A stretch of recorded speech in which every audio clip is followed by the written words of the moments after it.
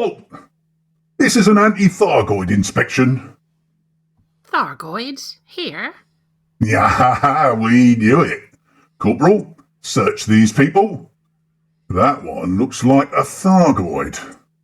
Oi, hands off, I haven't got 8 sides. Nah, so you admit you know what they look like? Everyone knows what they look like. What do they look like, if you don't mind? We are supposed to be looking out for them. So what are you searching for if you don't know? Thargoidy things. And we think you lot look suspicious. Lou always looks suspicious. Look, we're not Thargoids, we're radio presenters. Likely story. That's just what a Thargoid would say. How do we know you're not Thargoid agents? Look, it's easy. We'll prove that we're radio presenters. Our mics are live. Fair enough. Seems legit. Carry on.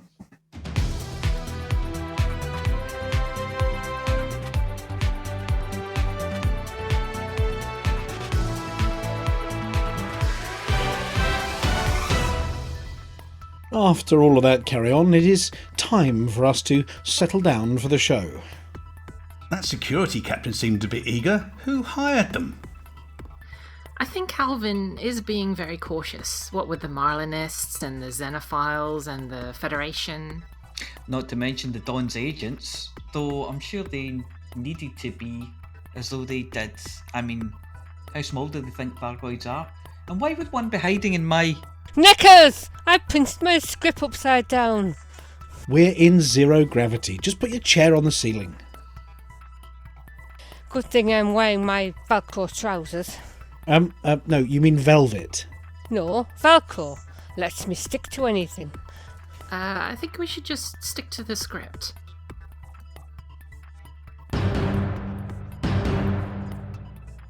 It's all gone to muggery. Fake one spotted.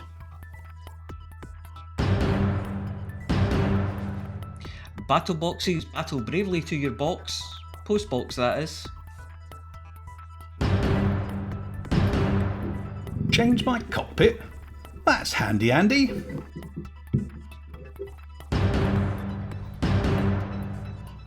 Dastardly Dawn attempts Lave takeover by the back door. Who didn't do it of epic proportions? We haven't got a clue though.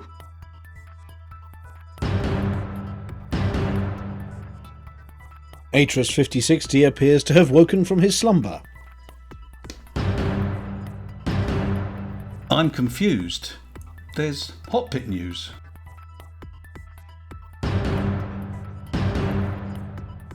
And I've got more than a mouthful to chew over from community news.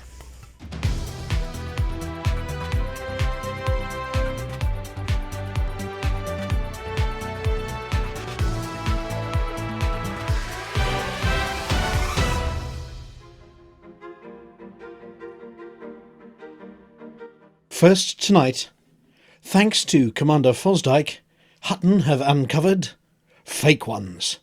We all know there's nothing like the real ones. When someone drops the fake ones on the table in front of you, there's the initial joy at seeing them, but then the slow realisation that what you're seeing is a product not of hard work, healthy trucking and dedication to PWP, but of getting quick results whatever the cost. Yes, we're talking about mugs. Commander Fosdyke, celebrity freelance photographer and digital artist, was called to Anthony de la Roche Gateway Station in the G123-16 system to some rather exclusive quarters to photograph Tina from Spades Security relaxing after a busy shift. Tina has become a minor social media celebrity over recent weeks and until recently has shunned face-to-face contact, but that didn't stop eagle-eyed Fosdyke's eyes being drawn to something very interesting in her bedroom. Yes, on her desk was a fake Hutton mug. Not one of the glorious metallic mugs that warm your beverage in frameshift, but a dodgy knockoff. Discreetly inquiring where she had had her mug made, Fosdyke was given an icy stare, before being asked to turn his recording equipment off and vacate the premises. It didn't go unnoticed that the floor of her quarters bore an awfully close resemblance to shipboard smugglers' lockers, and computer screens showed order details for shipments being sent throughout the galaxy. Is Tina a persona, a nom de plume, a pseudonym, or a sobriquet crafted to hide some significant wrongdoings? Is she the driving force behind the plethora of fake muggery going on? Mods is a serious condition. Mug ownership deficiency syndrome was thought to have been eliminated throughout the galaxy after Hutton's hot mess brought supplies to every station, but this blatant fakery reopens the risk of it rearing its ugly head once more. Hutton truckers are on high alert for agents of Spade. If you're in receipt of a dodgy Hutton mug, identified by not actually warming up in Supercruise, and of course the handle being the wrong way up, please contact Hutton Security right away. In the meantime, hops have been sent to the G123-16 system to try and locate Tina, but as of yet, her whereabouts are unknown.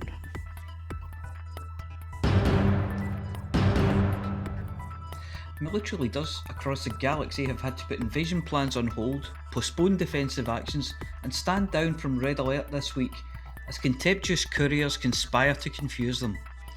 Spider-Man Games have heroically defeated 3 of the 4 horsemen of the Kickstarter apocalypse to get their battle boxes sent out to eager generals and warmongers across the galaxy this week. They amassed allies to defeat fundraising, used their superior tactical brains to outwit fake copyright claimer, thwarted printing company, and are now squaring up to their final apocalyptic foe, the Courier. The final boss in this epic challenge to get Battle Cards Battle Box to you is Winged Welly's Courier of the Dogs. The Courier has brought in the best mercenary non-delivery drivers armed with while you were out cards and super long helping hands so they can ring your doorbell from 2 metres away and get back in their hauler before you make it to the airlock. They have been winding up their throwing arms to ensure your parcel overshoots your garden and lands at the door of your neighbour 2 doors down. You know, the one with the gigantic dog who likes to guard and sometimes eat parcels. Using sat-nav lottery software, they may deliver to your planet, but equally may deliver to someone called Unreadable Squiggle on a planet of a similar name 3,000 light years away. Winged wellies are so bad... Oh, hang on, that's the door. I'll be right back. Hi. Yeah. Oh, thank you very much. Oh. Yeah. Okay, crap. Help, can someone sound the emergency battle bug machine? My battle box just arrived. We're pleased to be able to confirm the rumour that Changing Rooms is coming back, resuming after the lull since the millennium. Yes, we know, the millennium didn't start until 3301, we're not savages, but this sounds better. And this time there's not a whiff of MDF, no ruffled cuffs, and not a glimpse of Charlie's. Oh no, that was the other one, wasn't it? What I mean to say is that we hope no one will be making a tit of themselves. Commander George has brought style into the world, or rather galaxy, of interior design, namely your cockpit, in the form of Elite Dangerous HUD mod, EDHM, now up to version 1.31. With this mod, you have 15 cabin lighting colours, 10 shield colours, 6 ship hologram colours, 3 target reticules, and 3 distributor combos. You can also dim the HUD and lighting to your preferences. Currently the colours are not user editable, but that's planned for a future release. The author says, if you haven't heard about EDHM before, it's essentially a HUD modding technique on PC that doesn't require any XML changes. This means we can change the colour of HUD elements without the nasty side effects of discoloured portraits and icons on the radar. It also means we have more precise control over the application of colour to each element. We've also dimmed the lights in the cockpit that shine directly in your face, and by request of the miners, reduced the intensity of warning lights when in close proximity to asteroids. The mod also enables coloured lighting effects in the cabin. The ambient light really changes the mood of the pilot's environment, from relaxing blue to TIE Fighter red and lots of other colours in between. Now, we at Hutton think this looks like a very exciting project, and the Pilots Federation have said that they are fine with the mod so long as it doesn't provide an advantage over other players or mod their ARCs related assets. Not provide an advantage? If having the coolest set of colours and soft sexy lighting isn't an advantage, I don't know what is. You can find information on Reddit, and we've created an easy to follow link. It's bit.ly/pimpmyhud. As Commander Wotherspoon might say, the community work out how to change all of the colours nicely so the Pilots Federation doesn't have to.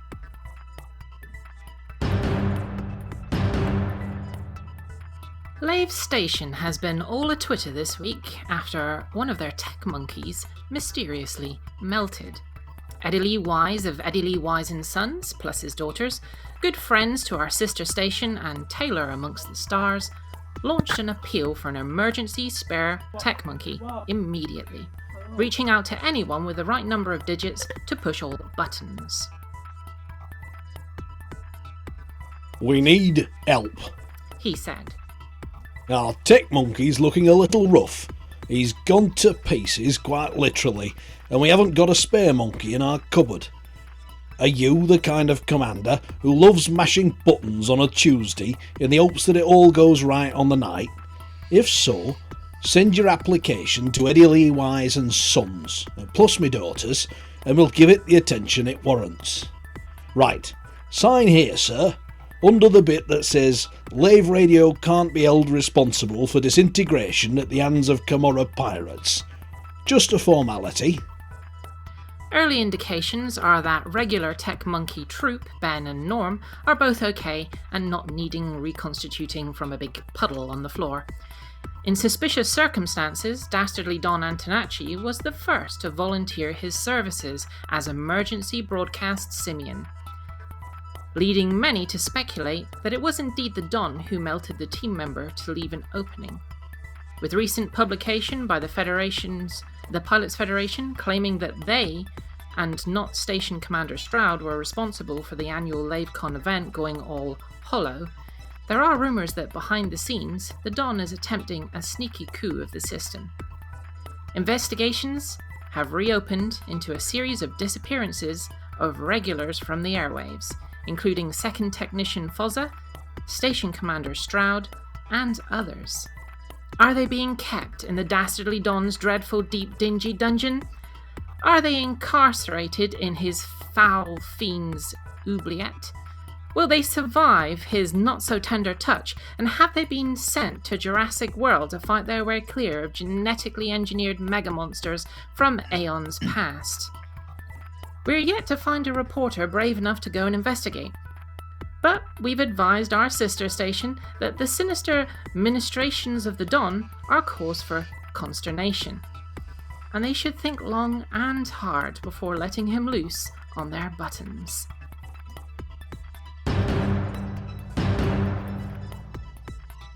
Was it the engineer in the shipyard with a monkey wrench? Or Mrs. Peacock in the docking bay with the engineer? Or maybe Mr. President in the bedroom with an Imperial Lady of the Nights? Current shenanigans in the Federation are centering around a big game of musical blame. Fingers are being pointed, there is more denial than on all of Egypt, and everyone seems out to save their own skins. President Hudson of the Federation is, as of yet, not directly implicated in anything to do with the murders. We'd stick the word allegedly on everything if we remembered, but appears perfectly content for everyone from hard-working engineering crews to fleet admirals to take the blame for absolutely everything. With the death penalty still an option in the Federation, in fact, as far as we can tell, the only place it isn't in use is an independent space where all the civilised people live. Everyone involved in Starship One is scrambling to save their own skins, and in a gnarly plot reminiscent of the most convoluted Miss Marple's tales, attempting to pin the blame on just about everyone else they can remember. Where were they at the time of the incident? having their hair done? Were their names on the button of the sign, on the bottom of the signed order? Must have been a fake. Do they realise exactly who had the most to gain from the assassination? Current rumours are that the Federation Inner Circle, all funnily enough family members of the incumbent president, are attempting to link the years-old disaster to the far more recent NMLA attacks on stations. They're looking into whether, like the Empire, they can find a popular engineer to pin the blame onto, but as of yet, they all appear to be squeaky clean. Apart from the Sarge, who gave the interviewer a dirty look before getting him a flying zero-G headlock and asking him if he felt lucky punk. We still think the Sarge is innocent, just a very, very angry man. Commander Wotherspoon and his agent sidekick Beetlejude will be getting to the bottom of this. Their office wall looks like one of Spider-Mind's webs, with string linking images, pictures, maps and objects from edge to edge. Of course, staring at it like one of those magic eye pictures isn't going to tell us what the blazes is going on, but for the 4th week running, we're still convinced that President Hudson of the Federation did it. All we're missing is the evidence.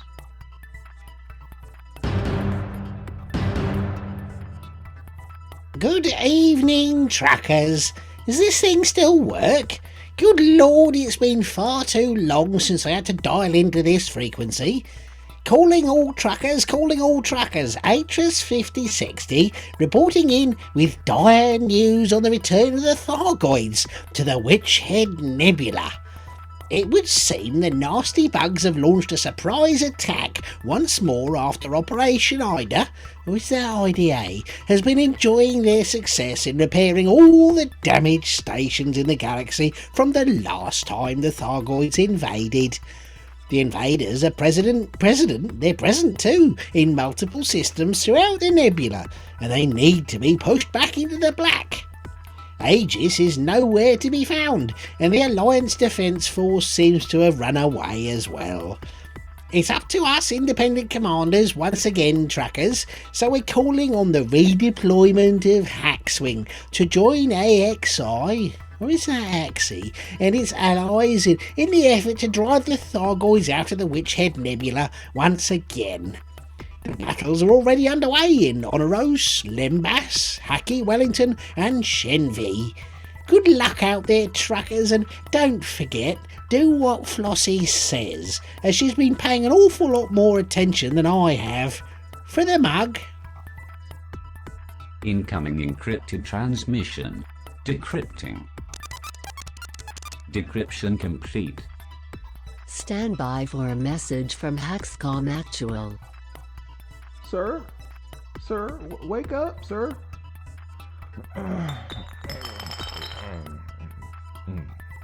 Sir, we have a Thargoid alert. ATRUS 5060 just sent it over. What?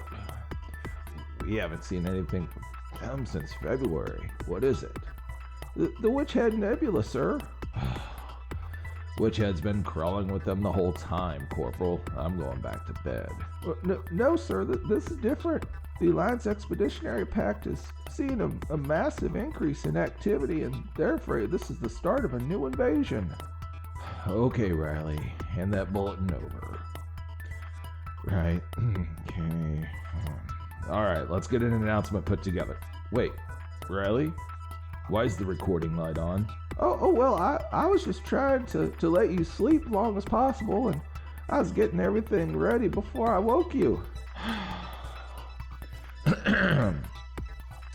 Okay, HAX-Wing, time to shake off the rust. Thargoid activity in the Witch Head Nebula is on the rise, and we need to stomp it back down before Tharg gets any ideas. As usual, Aegis is AWOL, so it's up to us to take this on.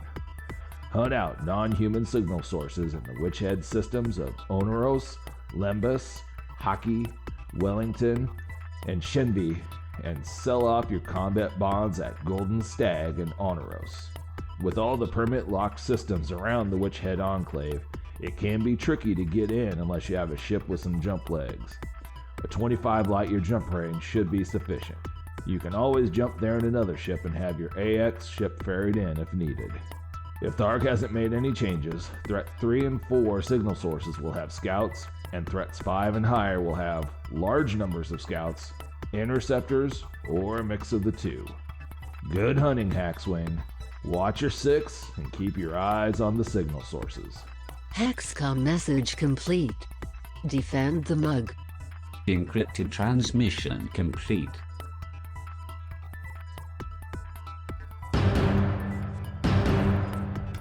It sounds like Lou's a little under the weather today, so I'm standing in for him this week. What a week he's chosen to be absent without leave. First, Operation Wolf Hunt. Now, what was supposed to happen was an expansion from wolf to wolf. What actually happened was that the political team misfired a little, helped along by a 2-day BGS holiday where they lost the calculator.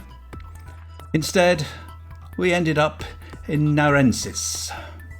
Narensis isn't a nice high-tech system with beautiful stations and lots of juicy outfitting, but it is somewhere that we wouldn't mind taking, mainly because there's absolutely no one else there and no one has stuck a flag in it yet. So, in Alvin's name, we're going to plant the Hutton flag and add it to our large list of little systems. War it is. And what's war good for? Taking influence.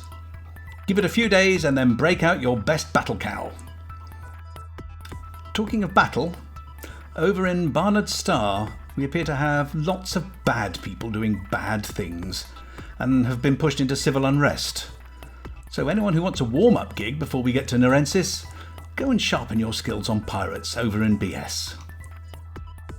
Avic is running a little low, so needs a bit of a boost, and Wise is a little high and needs a good smackdown. Over in Hankey's Colon, we've got over one outbreak, but due to a rash of not washing hands properly and face masks with your schnoz hanging over the top, there's a pending one over in Pythias.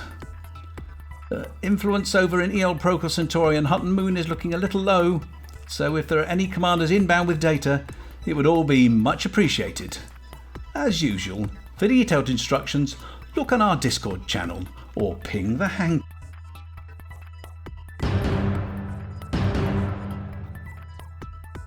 It's a busy time for community-led activities, so make sure you're sitting comfortably, and I'll begin. Sunday saw the 6th race in the Elite Races 8WD SRV Endurance Championship. The race was a 92-kilometre sprint between Selburb Escape and Cousteau Barracks on Skinfaxi 3D. In first place, it's no surprise to see Shea Blackwood, who finished at 15:52. Second was Skur, 4:50 behind, and third was Donald Anderson at 6:09 behind. It was a brutal course and 7 pilots failed to finish, leaving the route strewn with the debris of their attempts to cheat fate, and if there had been any atmosphere, it would have been tainted with the faint whiff of disappointment. Despite that, there are still some unexplained stains on the dusty ground. A highlights video is promised soon, TM, and this race means that Shea Blackwood has opened up an unassailable lead over his closest rivals Alec Turner, Skur and Otashes, and, spoiler alert, will inevitably be taking home the gold at the end of the championship. Alec Turner was disappointed that Shea Blackwood would not be getting a close-up view of what a silver medal looks like, so Alex offered a peek at his. As consolation prize, Alec Turner was awarded first prize in the Take Pictures of You Getting Second Prize competition, with the SPV FA okay, so it was for a community group shot, but we're sure we can see him looking at the silverware in the cockpit of his SRV. The last race in the series takes place on Ninsun on Sunday, 25th of October. It's a short 68-kilometre sprint, but it's now been extended, so they have to go there and back, with the final points being split between the two halves. Details will be in the Buckyball Racing Club 3306 Discord channels.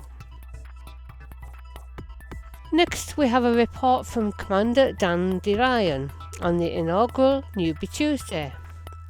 On the 13th of October 3306, Paladin Consortium premiered its Newbie Tuesday series aimed at giving players new to PvP a crash course in combat, starting with the basics. This inaugural event drew a good amount of participants who had varying ideas of what to expect. Our teacher for this series is Commander Mike Metallic of Warriors of Word, who have been friends with Paladin Consortium. We would like to thank Mike for his enthusiasm and determination in introducing them to the wonderful world of PvP. The evening started with an introduction, getting to know the commanders and their ships before they were paired off ready for the sparring to begin. Much gunfire was exchanged and valuable skills were learned, from ensuring module priorities were set correctly to boost turning and tips on how to effectively engineer a ship to be effective in combat. With the first iteration of Newbie Tuesday a success, Paladin Consortium would like to invite all to the next session, which will be on the 10th of November 3306. To sign up, head to our Discord at bit.ly/PalconDiscord. Until then, fly safe, Commanders. Here's a report of the state of play in Operation Wolf Hunt from Graham MK. Operation Wolf is paused. We have expanded to Renenses and are pending war. It will go live tomorrow. Win we stay, lose we leave. The faction we matched with was at 2.79% yesterday, so that was lower than the 3.65% we had LP at. The screwy BGS ticks over the weekend hampered our plans. There are no player factions there, so we're having it. TLDR, war tomorrow, gonna win it, and then go for the system. Then resume Operation Wolf. And even more from the Buckyball Racing Club 3306. Here's early notice that on the 21st and 22nd of November it'll be time once again for the Speedball. Speedball 4, where, to steal from the Hitchhiker's Guide to the Galaxy, you learn that there is an art to flying, or rather a knack. The knack lies in learning how to throw yourself at the ground and miss. 3 years ago, Commander Primetime Casuals found that high G worlds can break the speed limiters built into ships, and he achieved over 9,000 meters per second in normal space during the first speedball. The event location is HR 6164 ABC1, a beautiful world of 3.3 G, just a short way from Sol. Details are in the forums. There's a link in the race's Discord channel, but we've made a short link to make it easy to find. That's bit.ly/speedball4. That's the number 4. Coming up in just over a month's time, Commander Yanick tells us about Expedition Mercury's Wings, DSSA, Deep Space Support Array, which starts on November the 22nd and lasts until January the 17th next year. An expedition from the amazing canyons of Pomish in the Bubble all the way to the far side of the galaxy, through over 60,000 light years of beautiful space and on a voyage to explore new star systems, all the while taking the DSSA's new fleet carrier Shepherd's Dream to its resting place in the outer Scutum Centaurus arm in the galactic northwest. This expedition will be open to commanders from all platforms of PC, Xbox and PS4. Explorers who are new to expeditions are very much welcome to join us on this journey, as are all the veteran explorers, adventure seekers and downright crazy pilots. This expedition will take place within the FleetCom private group and within private groups for the Xbox and PS4 platforms. It is recommended to have a 40 to 50 light year range for this expedition, although it will be possible possible to complete it with only 30 light years of jump range. We've set up a link to make it easy for you to find. .ly/Mercury's Wings. That's Mercury's Wings, but since there's no punctuation, it looks like Mercury Swings. And that marks the end of the marathon list of community organised events past, present and future that we know about. If we've missed any of that you've seen or you've organising your own, get in touch and we'll be glad to include your event in our news.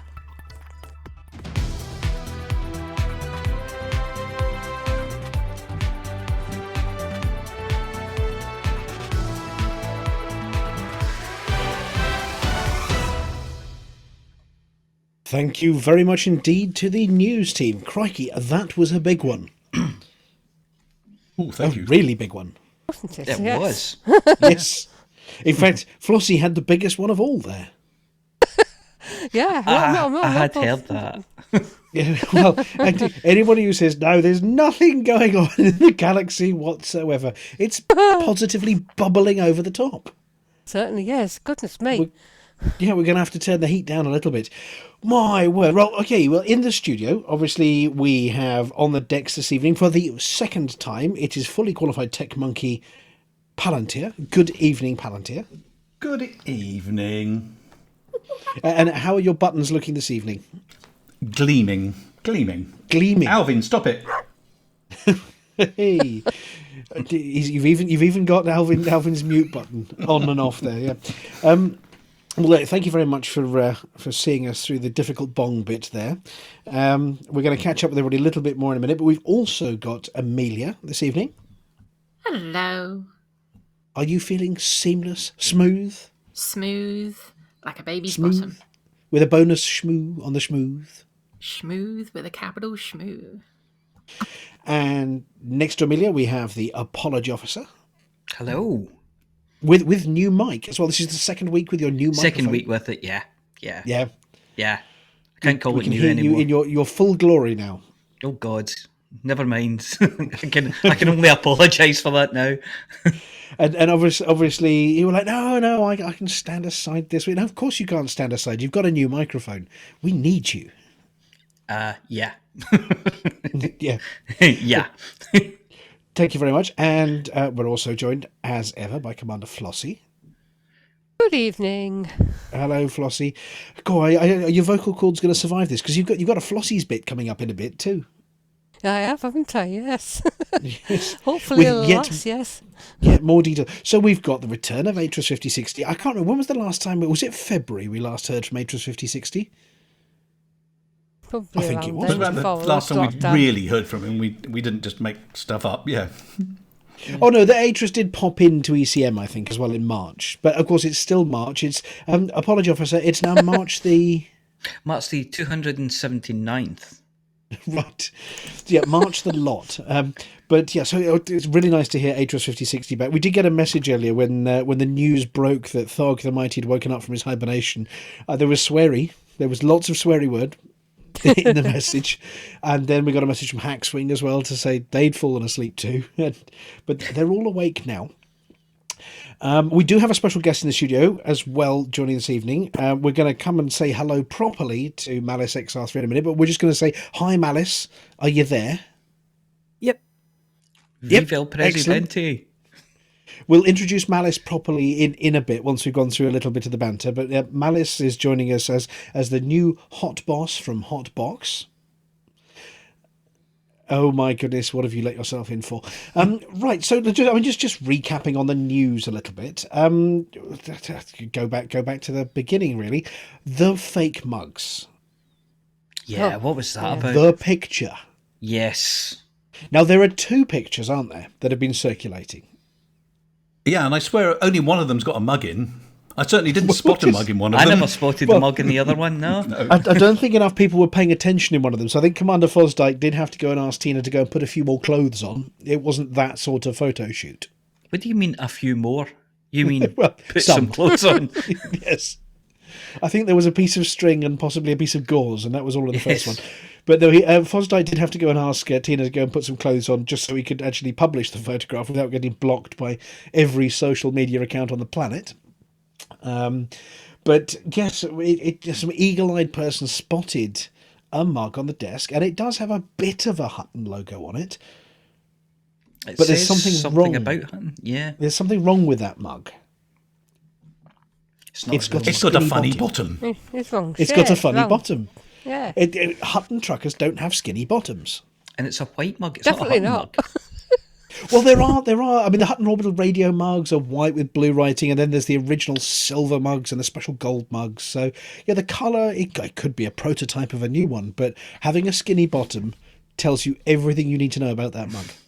It's not for us. No, it's definitely not for us. And of course, there are many of you who weren't paying enough attention to what was in the background. But yes, those smugglers' panels under Tina's feet there, and the screens full of shipping manifests. Yep. So we have asked Commander Fosdyke to let us know whether he's got any other information on Tina from the Agents of Spade, which is what they're calling themselves. I have no idea where they dug that name up, but we should want people to be careful, though, because one other thing that I did notice was a bloody big handgun on the bed. Yes, I mean, who takes a handgun to bed with them? Yes. More to the point, who has only one boot? Because there was one boot next to the bed, but there was only one boot, and she wasn't wearing the other one. Well, maybe there's the boots on the other foot. But no, I mean, so we're going to find out more whether Commander Fosdyke's got any other pictures. But thank you very much to Commander Fosdyke for going to interview Tina for us. If you haven't seen those photographs, sensible head on for a second. It is Commander Fosdyke is an artist and a digital artist, and has created some really stunning pictures from his own mind, but inside stations, looking out over docking ships, that sort of thing, and they are absolutely beautiful. You can find them over on Twitter, and we'll probably try and dig out a link so we can let you see them. But really well done to Commander Fosdyke. They are beautiful, beautiful pictures. So moving along, we've then got the apology officer brought us a little article about delivery companies. Oh yeah, specifically winged wellies. Winged wellies, yes. They're on a mission from Dog. But yes, the specialist non-delivery driver that manages to lob things over the neighbour's fence, leave it tucked under a bush somewhere, put it in your wheelie bin, that's a good one, on the day before bin day. Extra long helping hand so they can ring your doorbell from the seat of their van. Or their hauler, sorry. There is really good news that the battle cards appear to have started landing. There was a small batch that went out originally, I think. Hanky got one. I got one. But the rest of the battle cards from our very good friends over at Spider-Man Games have now started arriving. We've seen, I think, Dead Meat GF. The reason he's not here this evening is because he's playing with his battle cards. Mm-hmm. That's the excuse. Hanky's got 2 now. Hanky's got 2. Mr. Cow's got 4. What? Yes. He's not got enough. He's not got enough arms and legs to play with. I'm going over his house tonight. I know where he lives. Well, if it wasn't for lockdown, and of course, some total muppet saw that they were arriving, and they went, "Oh, this is rubbish! I can't play with anybody because I'm locked in my house." If only there was a computer game version of ED battle cards. And then I thought about what I'd said, and then I felt like a right tit. I was going to say, and is there? Well, looking at the Elite Dangerous logo and the flight sticks on my starship here, what an idiot! So, yes, there is a version of battle cards you can play on your computer. It's called Elite Dangerous. Yep, and you can get it, if you want. You can have it with VR. You can have it in 4K. You can have it with a number of different flight systems. You can have it just playing with your thumbs with Malice XR3. If somebody else is using the computer, you can have it on your Xbox. You can watch it on your telly. Stream it to your phone. You can stream it to your phone. Yeah. You could even be like Beetlejude and just draw it in chalk on paper. Yes, you can do colouring in. Yes. So I mean, everybody thinks that the news is made up. It's not entirely made up, but the one that did catch Palantir in my eye was this Elite Dangerous HUD mod. That sounds lovely. That sounds really nice. Does anybody actually had a look about what the commander's actually done and how they've done it?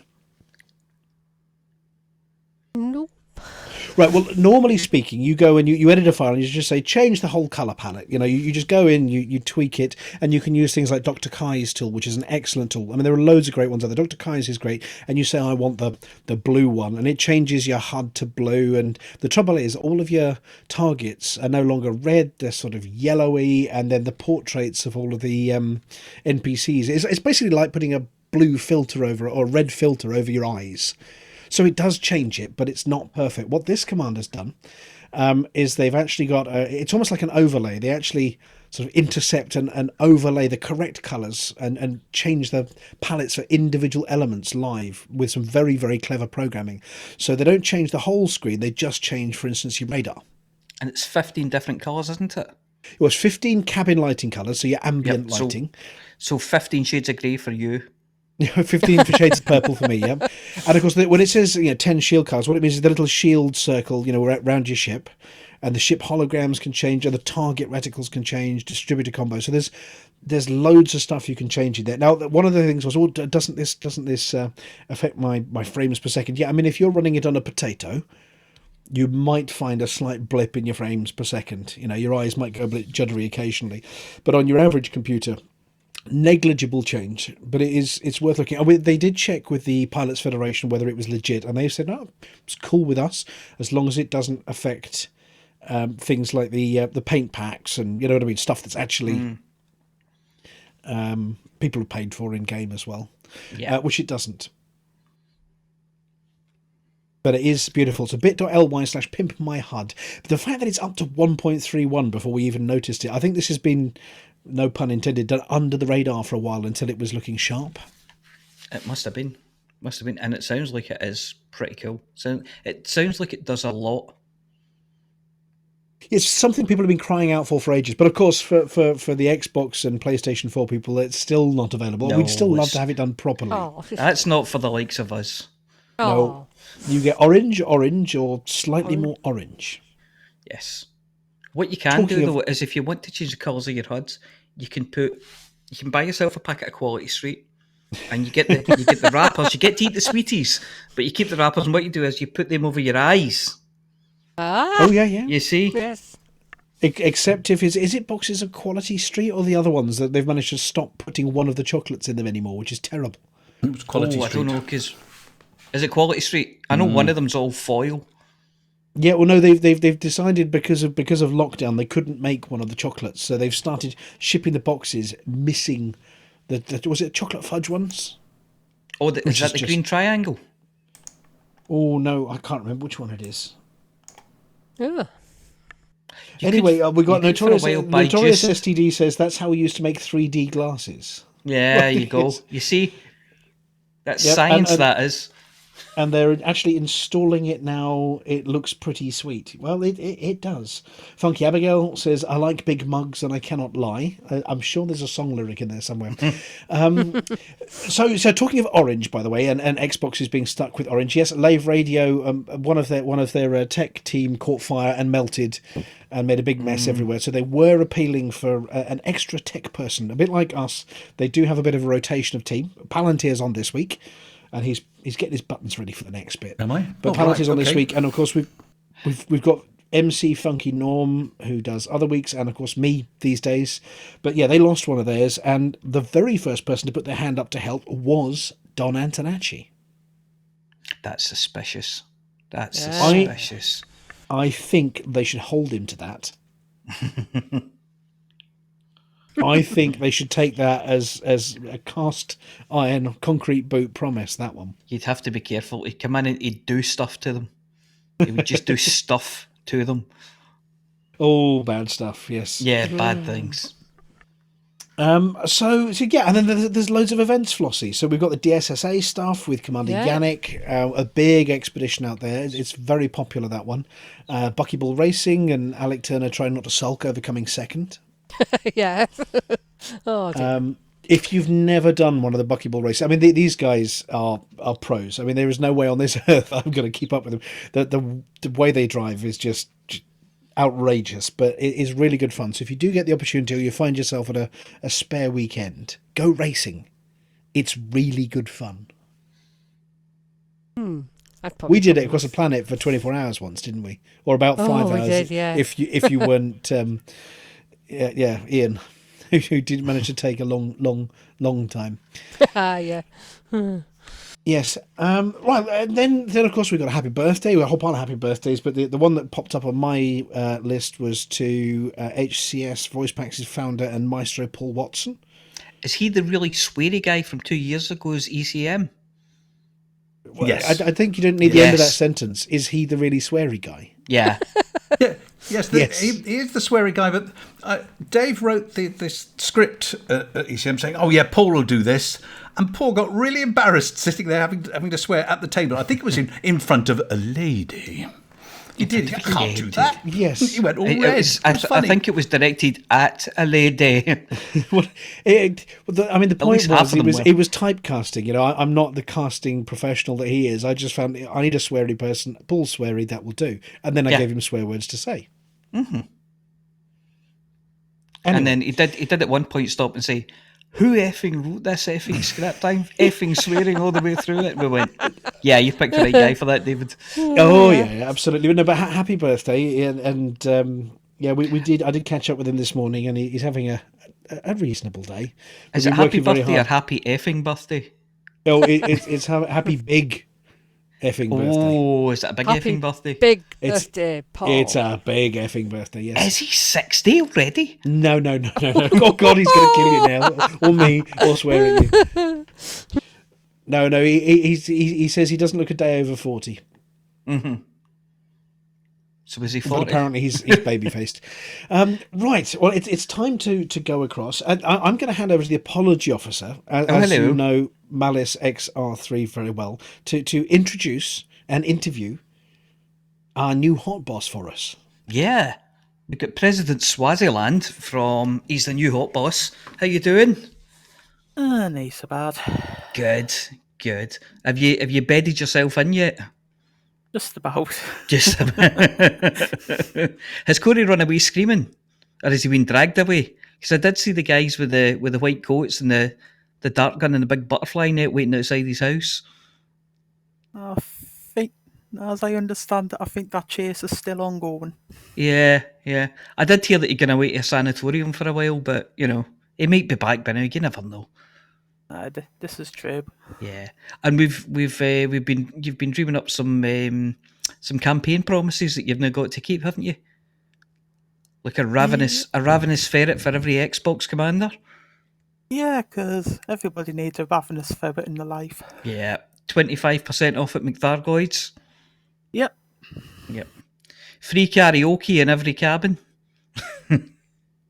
Yep, with the exception of my own, but yeah. Yeah, and if that didn't get you elected, what will? This is true. Yeah, you fool. So yeah, Malice, just to hop in, obviously on behalf of the rest of Hutton. Yeah, welcome aboard the team.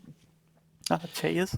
It means we'll probably be plaguing you for the next 12 months with all sorts of missions for Team Hotbox. Yeah. No, it's you do have a team backing you up a little bit. It's not a hot boss isn't a solo effort. You do have minions.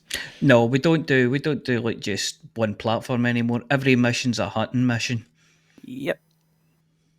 It just means that you've got the loud hailer yelling at the hot boxers, stroke, and things like that. Yeah. Loud hailer and a stun button. That's all he needs. I have the unenviable job of herding the cats of Team Hotbox to do the thing. So the very first question I've got is obviously Van Marnenstar. Just as you were taking over, things went wrong in Van Marnenstar. Yep.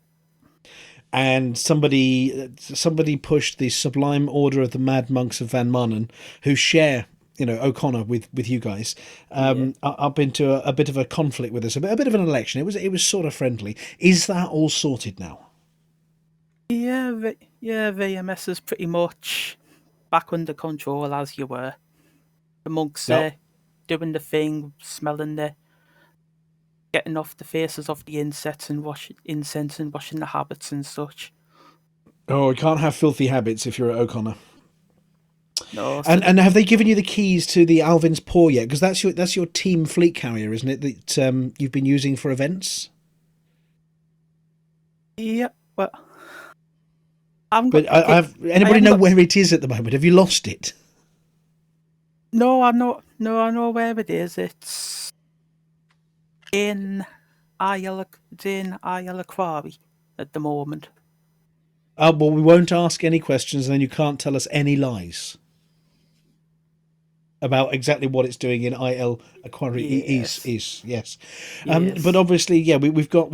Are any of the Hotbox team sort of HAX-Wing experts as well who enjoy a bit of Thargoid bashing in their spare time? We've got there's a few amongst us who like a bit of bug mashing. I mean, my most recent one was having the right ID with 15% hull ceramic to insert the keel back into an interceptor's eye. Oh, ouch. Well, look, well. Yeah, so obviously, we'll be seeing posts from you occasionally on the Facebook, maybe on the Discord, but if anybody wants to get in touch, it is very much a team effort. So, the other team around, Corey is hopefully still going to be around after they've given him some of those good drugs and soothing music. Yeah. But obviously, the important thing for Xbox commanders is, number one, join the squadron. Yep. And to join the squadron, you do have to be on the Hutton Helper, which does work on consoles. Yes, that it does. Number two is you can join there's an Xbox team chat that you guys have got going. Yep, there is. We do have our Hotbox chat, so if you drop a ping, so if anybody wants in, just drop a ping, tag either me, the apology officer, Chris, Corby, and one of us will get people added into that. Yeah, and you have a private group as well for organising events and all getting together without sort of the vagaries of open and trying to do matchmaking in open. I think the Xbox ones, is it called For the Mug, the Xbox private group? It is. Yeah. So if anybody wants to join that, if they send a friend request to the gamer tag For the Mug, and we can take it from there. Yeah, and a bit like with the PC one, it's not checked up to the second. It's on a sort of regular intervals. You pop in and check it every now and again. Yeah, we have a few people that have access to the accounts that gets checked periodically. Sounds good. And I mean, have you got any grand plans for the year? Any achievements that you want to? If there's one thing you could achieve with the next 12 months as Hot Boss, what would it be? Begins with a P and ends in Hermit. Yep, that's the one. Not putting words in your mouth there at all. Is that put all this behind them and become a hermit? Could be, yes. Yeah, that'll probably come in 12 months when I'm taking off in a jet black hole. I'm running away. It'll be your leaving present to everybody in 12 months' time. Is look, I found a permit lying around on the floor somewhere. Yep. Yes, it is. It's a bone of no small contention that obviously the Sublime Order of the Mad Monks of Van Marnen do have the permit authority, despite the fact that they don't want it, and Hutton, who has control over the system and does want it, can't have it. So we'll be applying thumbscrews to the Pilots Federation for the next 12 months with your help. Yeah, for all else fails, I think if I can always bring in a few bottles of Nuki Brown and try it and go that way. I haven't tried Nuki Brown in, oh my goodness gracious. Lovely stuff. Oh, I haven't, probably not since I was a student. But look, thank you very much for coming to join us, Malice. And Malice XR3 is the commander name on Xbox as well. Feel free, if you're on Xbox, to sling a friend request over to Malice XR3. Yep. And obviously we do have the apology officer on standby for any reports of any of your first missions. Yeah, that reminds me. I better get the bulk order of staples in. Well, look, thank you very much for joining us this evening, Malice, as well. And obviously, you're welcome to hang around for the rest of the show, listen in, or just tune into the radio station, whatever you see fit, because we need to sort of start thundering through some of this enormous amount of content we've got coming up in a minute. Any other messages before I hand over to our maestro on our first song? Have I forgotten anything? No, I think we've pretty much covered everything I can think of. That's all right. Well, look, good luck for 12 months. And if you need anything, you know where we are. Yep. Right, so everybody else, have I forgotten anything else for the talky bits, or are we good to move along? I think we're fine. Yeah. Well, coming up later in the show, obviously, we as usual, we've got a song, we've got a sketch, we've got an advert, we've got some Wotherspoon, we've got some Aemilia with the Galnet Food Digest, and of course, we've got Flossy with the CG news, the exciting CG news of this week. But it's time to get on with the rest of it all. Coming up is, yes, the man who can put an entire galaxy to shame when it comes to digestion. It's Commander Wotherspoon, and the one, the only Galnet news, of course, ably assisted by his assistant Beetlejude. But first, a song. I don't want to steal any of Flossy's thunder, especially as Lou's not here and she's got a lot of pent-up energy in that pan-wielding arm. So I'm just going to say this. The station's on fire by our good friends, the boarding crew.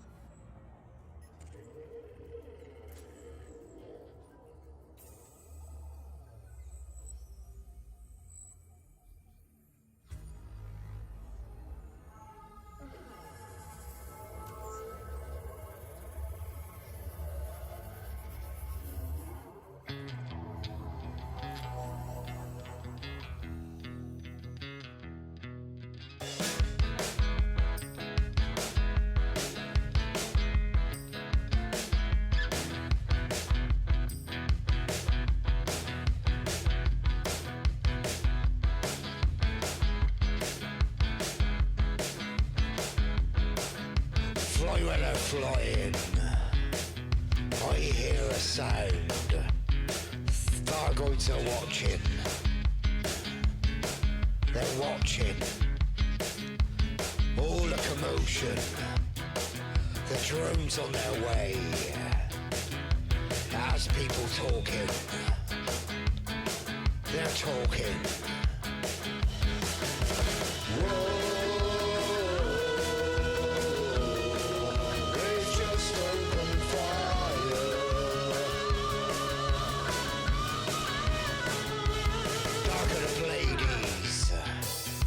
The nebular sky, I keep on searching, I'm searching, petals fall open, my face goes all pale, looks like I'm dying, I'm dying, I'm dying. Whoa. This station's on fire.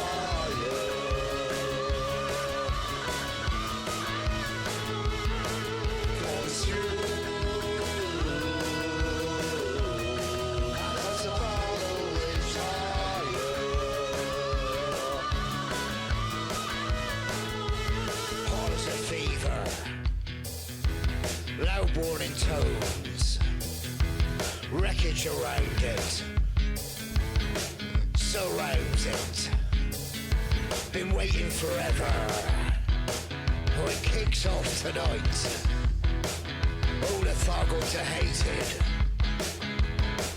we waited for them buggers. Whoa. This station's on fire.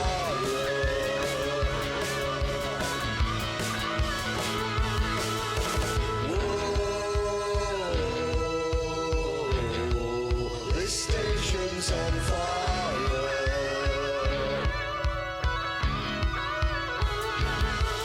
Consumed as the battle rages higher.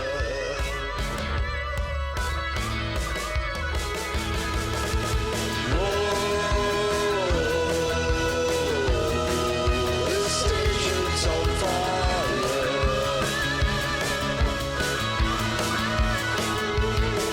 Consumed as the battle rages higher.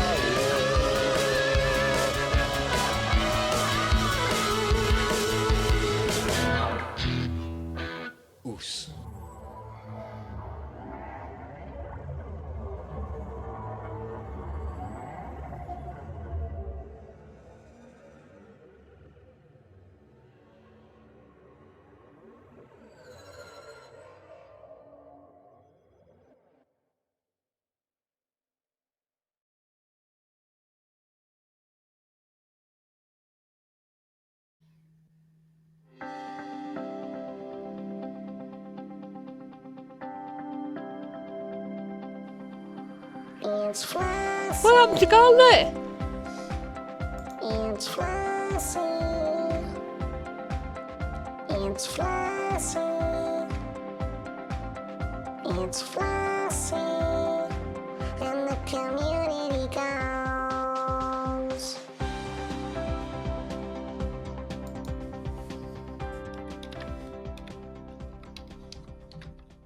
Hello, Flossy here with this week's Community Goals news. First of all, last week's CGs both finished at 6 a.m. UTC, with neither side completing the tiers. That was yesterday. The fight for the Empire with the regulatory state of Aquada completed 3 out of 5 tiers, with 9,229,980,269 credits earned by 3,164 participants. The fight for the Marlinists with the Duduascles Empire League completed 2 out of 5 tiers, with 109,280,712 credits earned by 3,907 participants. From what I can tell, this means that the Marlinists will have 2 megaships available to flee the system. Any more? I'm sorry, I don't know. New CG this week. Repel the Thargoid attack in the Witchhead Nebula. Thargoid vessels detected in Alliance control systems within the Witchhead Enclave. The Thargoids have reappeared in the Witchhead Nebula and are swarming in large numbers through the Anorus, Lembas, Haki, Wellington and Shenvi systems. 16 systems within the nebula were colonised last year to form the Witchhead Enclave after a successful initiative to locate fresh barnacle sites. This initially triggered a hostile reaction from the Thargoids, but their presence was relatively low until now. Captain Warren Lamar, head of security for the Alliance Expeditionary Pact, put out an urgent call for assistance. If this Thargoid assault is not repelled, it may spread into a full-scale invasion throughout the Witchhead Enclave. Neither Aegis nor the Alliance Defence Force are able to deploy in time, so we ask all independent combat pilots and anti-Xeno squadrons to come to our defence. The Alliance Expeditionary Pact has confirmed that it will offer generous rewards to all commanders who assist with destroying Thargoid vessels. Now then, the top 75% of contributors will have Guardian frameshift drive boosters unlocked and a size 4 module put into storage for them at the Golden Stag by the 24th of October. I'm very jealous because I don't do combat and I'd really like that. Anyway, to be eligible for rewards, you must sign up as an active participant before handing in combat bonds at the Golden Stag in the Oneros system. And that's this week's CG News. Flossy told you what to do. Thank you to Flossy. We have breaking news before we go back to the proper running order, handing over to Vantian, and then it's time for the Galnet news. We have absolutely up to the second breaking news. Yes, a matter of only a couple of hours ago, Commander Cully put up a picture on our various news feeds of an astonishing handcrafted oak-based nebula lamp that he created. I don't know whether anybody else here saw that. In our we're showing it out at the moment. Literally dropped it on at the last minute, said, right, I've just finished making this. I'm going to tidy it up. 9:30, I'm going to announce who's basically bought this for charity. Everybody starts sending me the bids now. And I was like, well, it's going to be the middle of the show. No pressure then.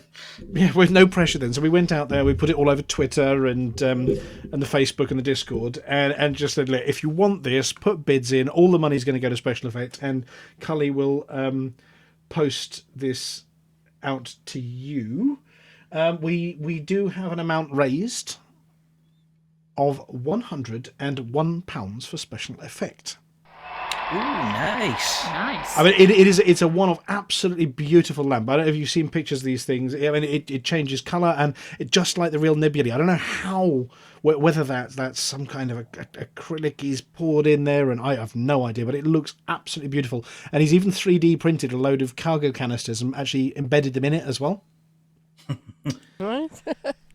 But congratulations to the winner. I'm not going to name names because that's not really fair on those that have been bidding. But the winner will know who they are because they won with a bid of £101. In fact, there were two people that bid exactly the same amount. So the first person who bid the £101 it's actually going to. I will leave it to Cully to properly announce who it was, and I don't want to out people for spending money on stuff if their other half's listening and they're in big trouble or that kind of thing. But no, and there was a message from Baz came in saying thank you very, very much to Cully for doing that and raising some pennies for special effect. So that was our breaking news. And now it's broken. And I'm very, very, very, very jealous because it's absolutely beautiful with that oak base. It is stunning. Yeah. Looks nice. It is very Right, nice. okay, well, in which case, that was the update on Cully's charity stuffs for special effect. I do understand that Cully will be doing something else for Hearing Dogs, the second charity that we support, sometime in the near future as well. So there will be more on that one for Hearing Dogs to give it a bit of a balance too. But in the meantime, I think it is time to go back to the running order because we all got a bit sixes and sevens there. We're going to go back to Galnet News now. So take it away, Palantir.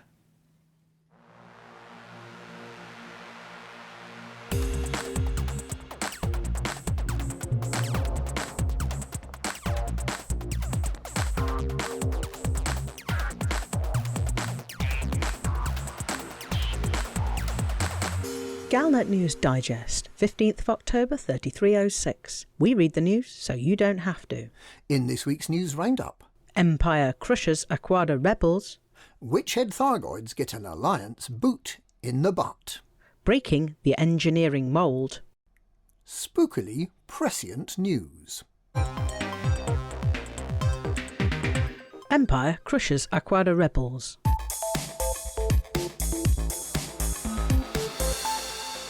There was concern on Wednesday that despite having clocked up far fewer victories and battles within the system, the Imperial Internal Security Service, in the guise of the regulatory state of Aquada, managed to capture or destroy all the megaships prepared by the Duduseklis Empire League to evacuate those suspected of being Marlinists from the system.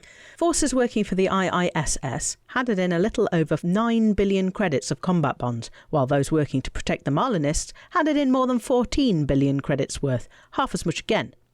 But of course it's far easier to destroy than defend, and there's no doubt that Patreus' forces have dealt a massive blow to the Republicans of Aquada. There will be no convoy of megaships ferrying Marlinists to safety. Thousands of those seeking representation and more equitable distribution of wealth have been arrested already, and the IISS is scouring the system for more. The system will be full of prison ships for weeks to come, as the process of interrogating suspects gets underway. The IISS is also following up leads provided by engineer Liz Ryder, who claims she was duped by neo-Marlinist terrorists pretending to be anarchists from Ryder's own faction, the Eurabia Blue Mafia. The pro-freedom factions in the Betis, Charna and Nahuatl systems must be wondering how long it will be before the IISS pays them a visit too. The terrorists who bombed starports and who assassinated Prince Harold Duval may live just long enough to regret those actions. Witchhead Thargoids get an alliance boot in the butt. Suddenly, after more than a year of nearly total absence, the Thargoids are back in the Witchhead Nebula, and surprisingly it's the Alliance that's working to head them off. The Alliance of Independent Systems has a bit of a reputation as a haven for Thargoid lovers and other independent thinkers, such as New World hippie chick Jasmina Halsey. The rumour was that the reason the Alliance set up shop in the Witchhead Nebula in the first place was that they discovered the space pumpkins there had psychoactive properties if dried and smoked. But now it's not the Empire, it's not the Federation, but the plucky little Alliance that has declared an initiative to wipe the Thargoids off the face of the nebula all over again. The Golden Stag megaship is on station to process combat bonds for killing Thargoids, and the technology broker at Bray Landing in Euangia is offering special deals on Guardian weaponry. The initiative will attempt to clear whole systems of a Thargoid presence and ensure the continuing availability of meta-alloys for whatever it is humanity needs meta-alloys for. Breaking the engineering mould.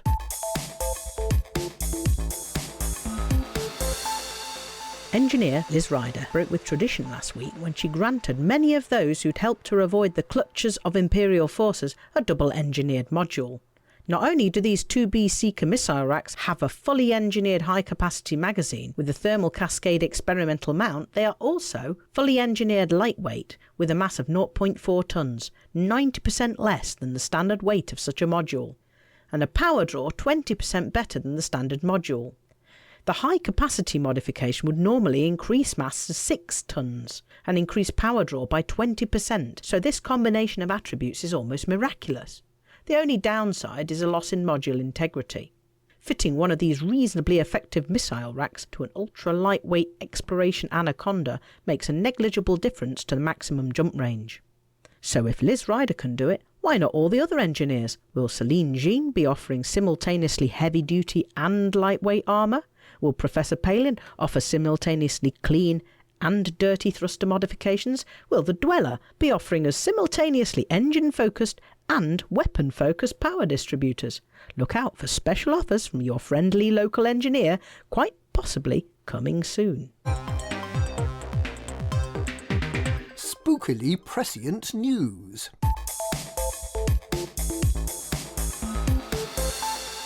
In a bid to impact productivity throughout the galaxy, the Pilots Federation is planning to move its Monday lunchtime holovid stream to Tuesdays, between 3 p.m. and 4 p.m. The Pilots Federation is also planning to celebrate the galaxy's love of witchcraft and devil worshipping with a special event next week. So, if you know of any chocolate or sugar-based rare goods, you might like to get a preemptive cut-a-load of them to Pumpkin Orbital in the Witch's Cackle system in the Broomstick Nebula. But mind out, in case you're interdicted by spider webs. And that's this week's Galnet News. Galnet News, we read the news so you don't have to.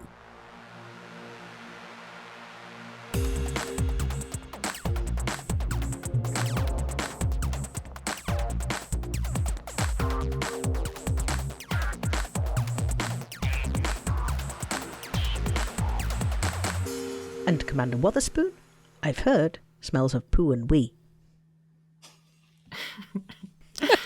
Thank you, Commanders Wotherspoon and Beetlejude. I can't help but feel that your insights are always less about background simulation and more about foreground stimulation of the brain. You know, the prefrontal cortex. Ah, you lot, your minds are in the gutter. I knew I'd belong. Let's move swiftly on to a short sketch.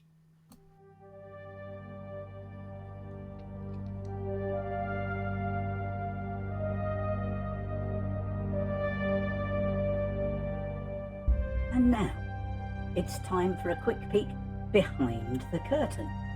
A series showing the lives of our radio crew when they're away from Studio 5.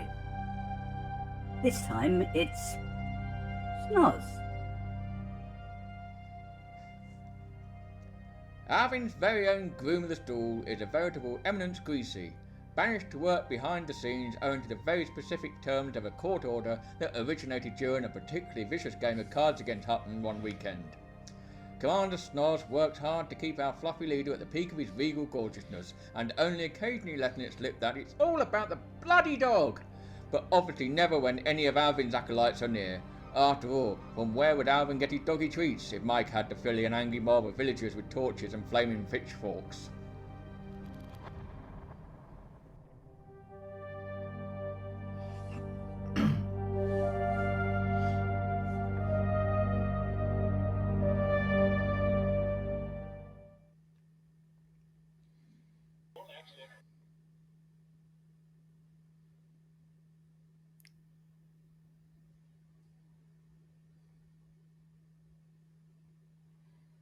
And without further ado, it's over to the apology officer for the sports results.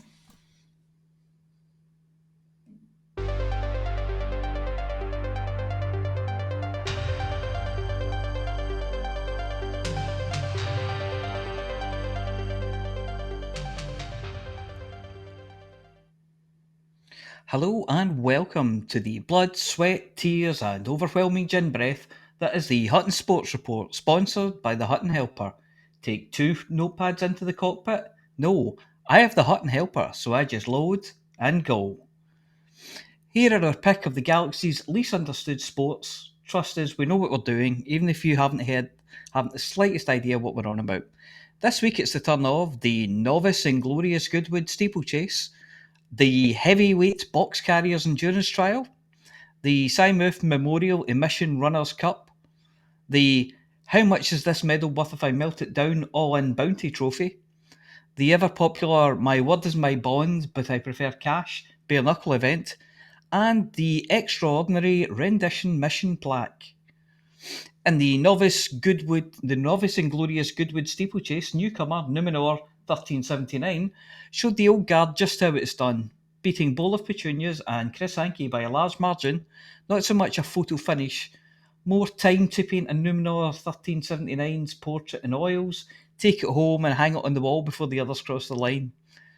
The Heavyweight Box Carriers Endurance Trial was a sorry affair, with some shoving up against the rails, while more than one competitor had to be shown the yellow card for putting their foot in front of the oche when throwing their dart at the playing cards. We'll save everyone's blushes by not mentioning Montgomery Python or Mindwipe. The Symouth Memorial Emission Runners Cup seems to have been a victim of nobbling this week. That's nobbling. Either that or someone used the wrong spreadsheet. The one that has the high scores on it seems to be missing. The How Much Is This Medal Worth If I Melt It Down All-In Bounty Trophy, or as we're learning to call it in the office, the Zuno, was won by... No, go on. You guess. I can wait. The result for the My Word Is My Bond But I Prefer Cash Bare Knuckle event means you don't have to wait long, as this was also won by Alex Zuno by half a length, but he won't say what it was he was measuring. There was a photo finish for second place, where Denarios narrowly defeated Kuroi Kitsume by 2 falls, a submission, and by playing the Joker. The extraordinary Rendition Mission Plaque goes to Skiara on their first outing, which should do wonders for their value at the stud. All of that means that it's time for the classified results, and remember, there's a special house prize for the first person to get a line, vertically or horizontally, and white always goes first. Numenor 1379, 102. Bowl of Petunias, 32. Alex Zuno, 250. Attic 2, 97. Alex Zuno, again, 45. Denarios, no mention. Skiara, 1015. Yurina Yoshida, 821. Musselburgh Athletic, 2. Burnt Island Shipyard, 2. Schrodinger's Kitties, maybe nil, maybe 1. Heisenberg Principles, we're not sure. Oompa Loompa Thistle, 1. Flying Monkey Rovers, 3. So your pools coupon this week either has 2 score draws, or 1 score draw and 1 no score draw, or maybe just 1 score draw, depending on how the quantum particles collapse down to a single state when they interact with other particles. We've received word from Commander Brett Riverboat that he's fed up with giving house room to the fastest Hutton run trophy, which he won when he managed the run to Hutton in 1 hour, 22 minutes and 31 seconds. He says, please will someone get there... Oh, I'm sorry, I can't say that on the radio. Whatever it is, get it in gear and come up with the fastest time. Commander Bograt tried very hard and is the fastest so far this month, but that time was only the 70th fastest journey so far recorded. Commanders Numenor 1379 and Sciara, please contact I Took Part at HuttonOrbital.com to collect your well-deserved decals. This has been the Hutton Sports Report, made possible by the generous donation of data to the Hutton Helper by commanders who went to hot.forthemug.com and downloaded or registered for the Hutton Helper, then went out into a majestic but cruel galaxy and showed it what a trucker can do.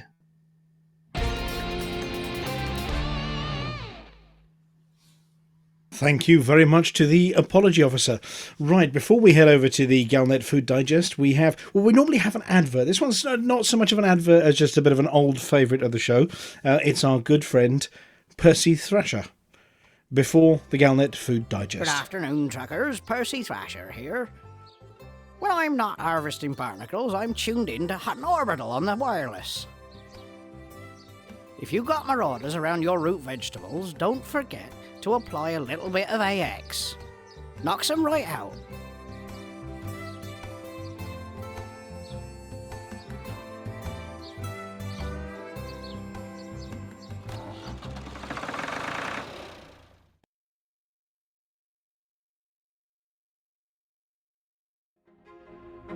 Good evening. This is Aemilia Hawke reporting for the Galnet Food Digest. I try the galaxy's most rare and dangerous foods, so you don't have to.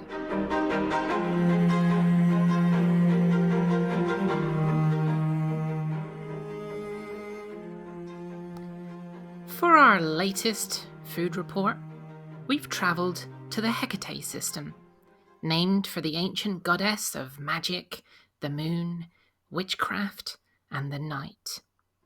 The system is anything but eerie and mysterious when you first arrive. Harrison XIII, or as the Romans used to say, 13, is a glowing jewel of a world. Only 500 light seconds or so from the arrival point and lightly terraformed to be suitable for human life. Under the guardianship of the Brotherhood of Terra Mater, a listed anarchy faction, the planet is rarely visited, but not just because of the volatile political situation. Covered in a mixture of land masses and oceans, the first thing you notice are the regular chains of islands dotted across the seas. At night, you can see them light up and sunsets are changed by smoke in the sky to eerie colours. The world is volcanically active, reminiscent of Earth in prehistoric times, before life left the oceans and set foot on land. It's in the oceans that we find this week's rare food, the Hecate sea worms. Dive below the surface of the ocean in your Moray starboat, yes, they still have a handful in service on this world, and head towards one of the many tectonic plate margins, and the landscape becomes dotted with mysterious-looking columns, plumes of underwater smoke, and the light of lava breaking to the surface, bubbling and then rapidly cooling.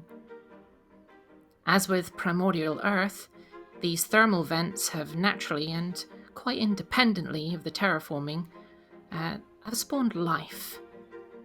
It's too dark down there for photosynthesis, but the rich minerals brought up to the planet's depths, plus the warmth and abundant hydrogen, allow for chemosynthesis, the creation of organic life from pure chemistry.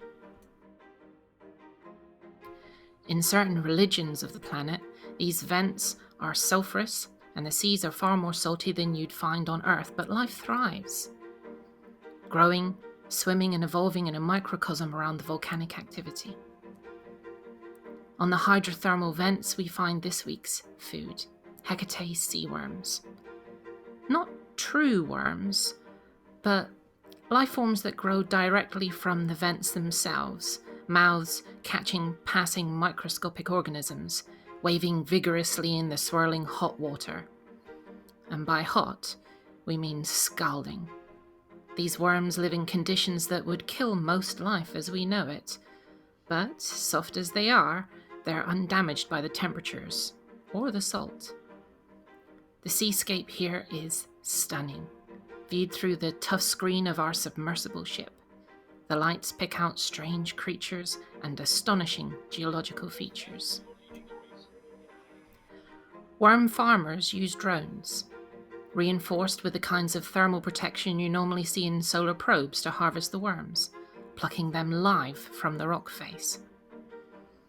Still alive, for they're hardy, they're brought ashore as food for island living communities.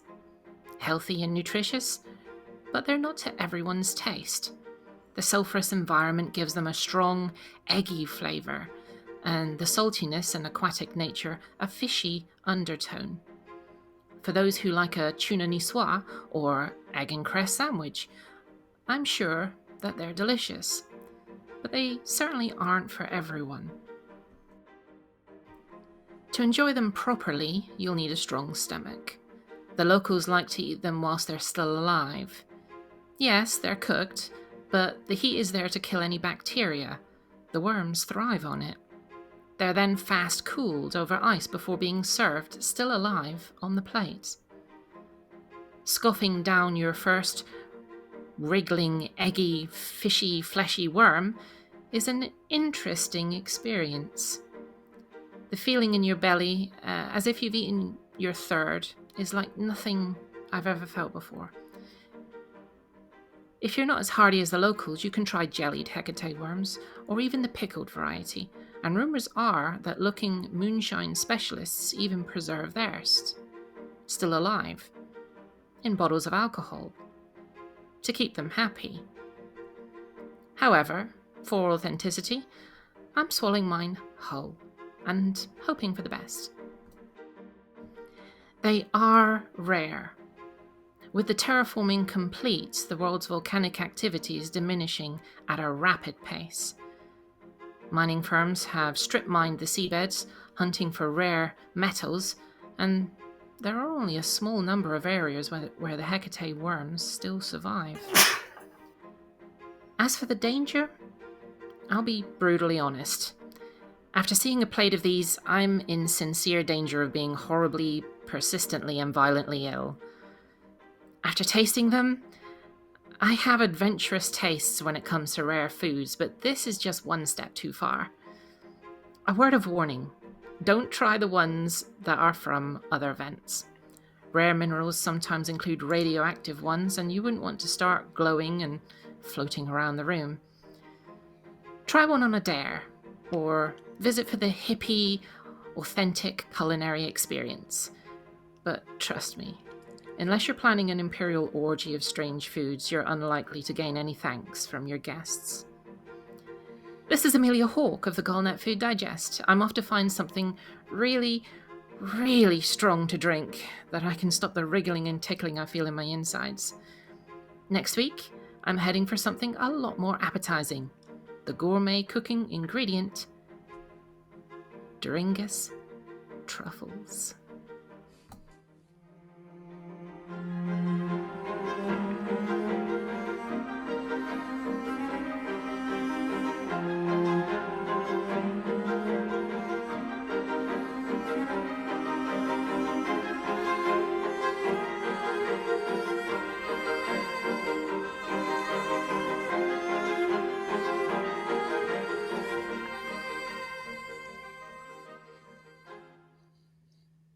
Thank you very much, Aemilia. Oh my goodness, I've seen the plate of these things. Wriggly. Oh dear. What was the Klingon word for it? I think the apology officer knows. It was gach. Gach. I think it's the sound I make shortly after trying one. Yes, yeah. They eat them still alive. For goodness' sake, I mean, if they can survive all those temperatures and the acidic seas and the sulphurous thing, oh my goodness, how long do they take to digest?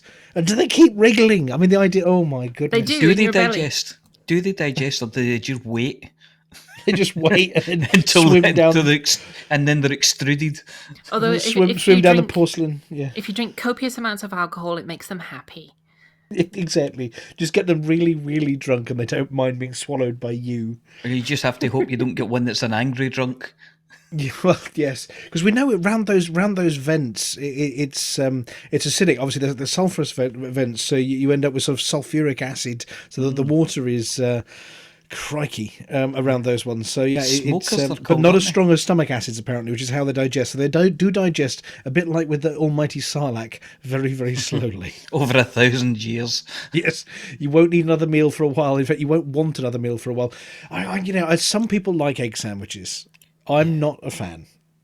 And I'm really not a fan of eggs on my salad either, with or without the tuna.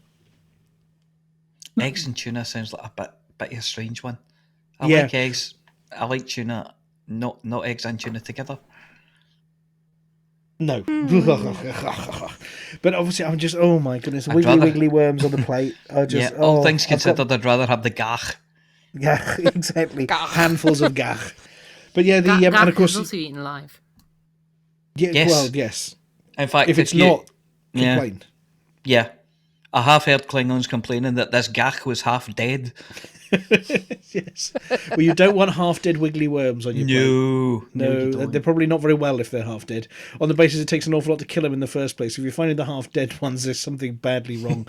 But so yeah, Aemilia, I mean, I'm sorry we sent you to somewhere with some quite... I mean, they're rare, yes. They can be eaten. You have to experience these things. Oh, do we? Do we really? No, we don't.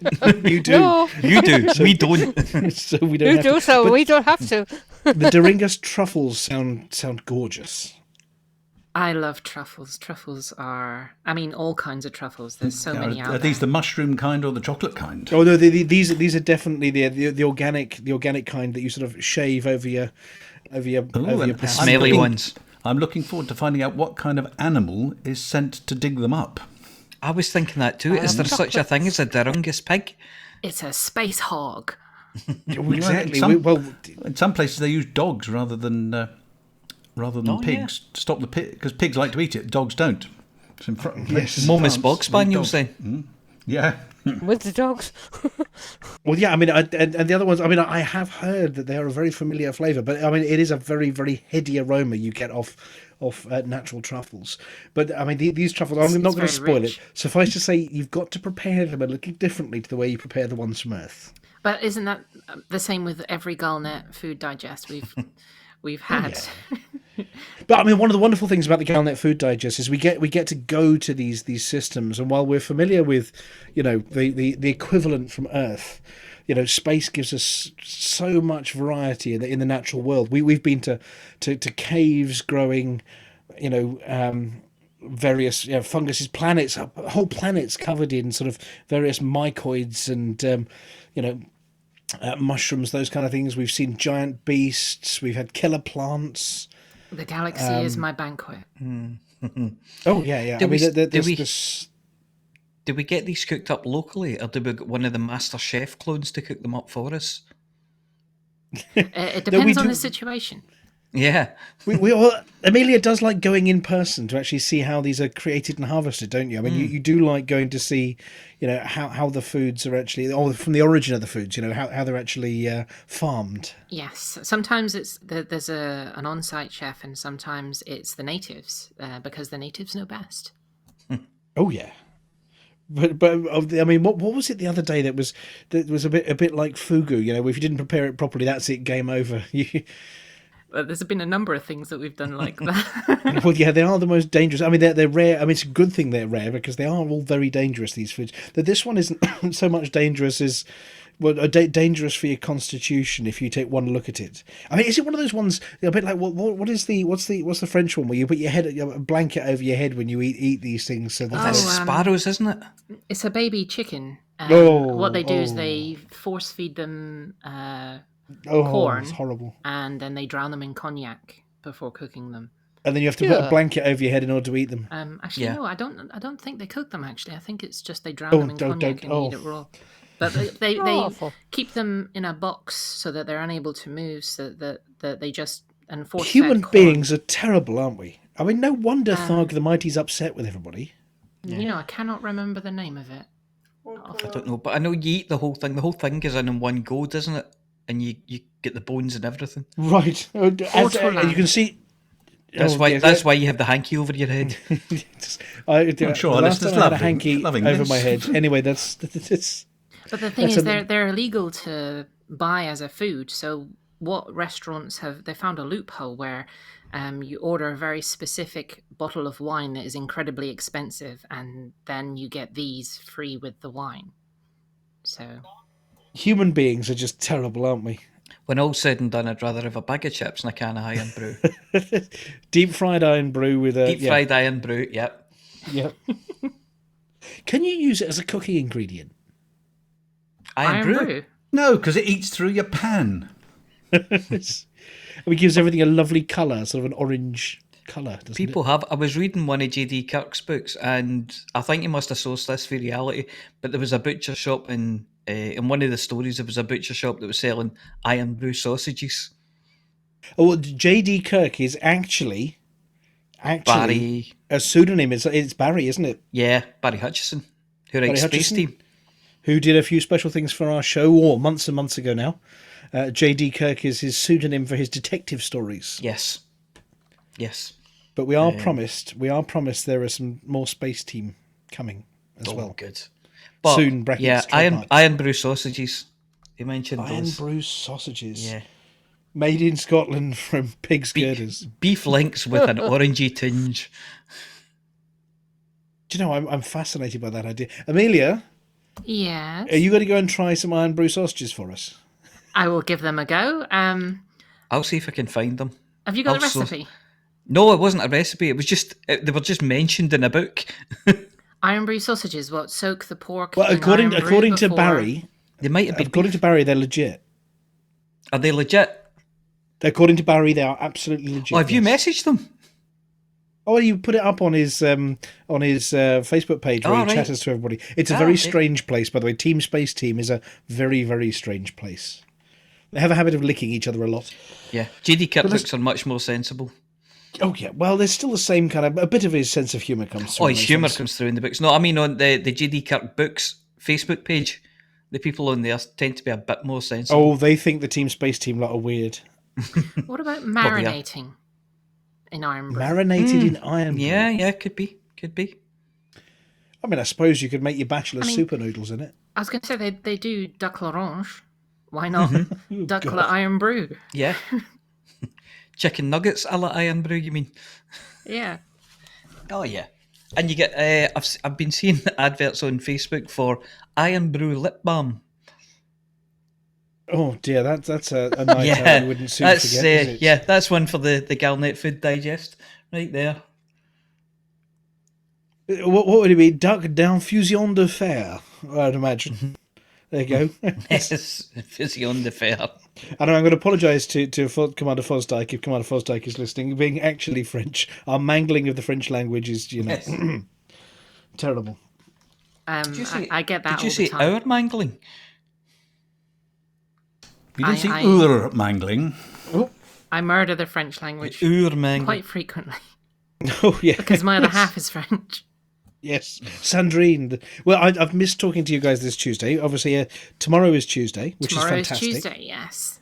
Assuming my battle cards have arrived, if I'm sat by the front door waiting for the battle cards that were supposed to come today to come, then I'm just You're going to be getting no yelling up the chance, stairs, mate. guys, just do it without me. I'm waiting for my battle cards. Just remember, I'm one day ahead of you, and I don't have mine yet. Ah, dear. Well, look, we're hoping everybody's enjoying their battle cards and they're enjoying the Thargoids. There's lots and lots to get on with at the moment. So, the quick recap before we go. You've got Operation Wolf that isn't for Wolf anymore, it's for Narenses. So if you like war, in a couple of days we got war. There's Barnard's Star, where there are pirates about. If you like bounty hunting, go to Barnard's Star. Then there are Thargoids over in the Witchhead Nebula. The Ruby has now left and taken a big wing of commanders over to go and lend a hand over in the Witchhead Nebula. So there's anti-Thargoid operations going on, which is also a CG, as Flossy says, and you get stuff at the end of it. Don't shoot the flower people. Don't shoot the flower people, not unless they shoot you first. Then we've got obviously racing with the buckyballers, we've got speedball stuff. There's just countless things going on at the moment. So basically, turn up and just say, hey, what's going on today? And we'll point you in the right direction. It's the best way. It's the Hutton way, and do it with friends. Anyway, does anybody have anything else before we close out the show for the evening? For the mug? For the mug. The mug. And good night to everybody, and thank you to the team. For the mug. For the mug! That's the end of the show.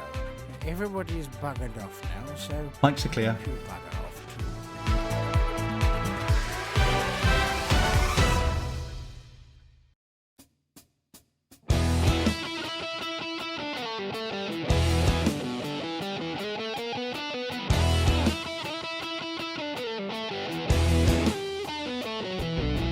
No journey too long and no cargo too small. The profit margins never really mattered at all. We're gonna take the cargo where it's needed today. Super cruising all across the Milky Way. We'll take anything, anytime, anywhere. Loading up the T-9s to the brim with grain. For the mug, for the mug. Yeah, you know just where we're coming from. For the mug, for the mug. Now everybody sing the Hutton Trucker song. For the mug. Flossy always seems to crash into the sun. Swivel likes the pilot on the Xbox One. Alvin at the front, you know he leads us well. Trucking across the galaxy, now everybody yell. For the mug, for the mug. Yeah, you know just where we're coming from. For the mug, for the mug. Now everybody sing the Hutton Trucker song. For the mug, for the mug. Yeah, you know just where we're coming from. For the mug, for the mug. Now everybody sing the Hutton Trucker song.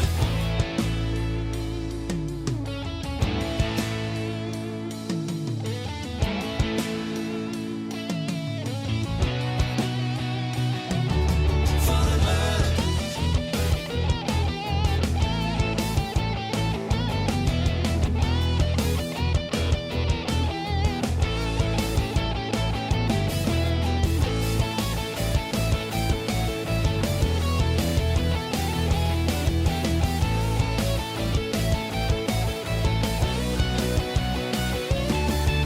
Give me a large pad that I can land on, and I'll give you my cargo and sing you my song.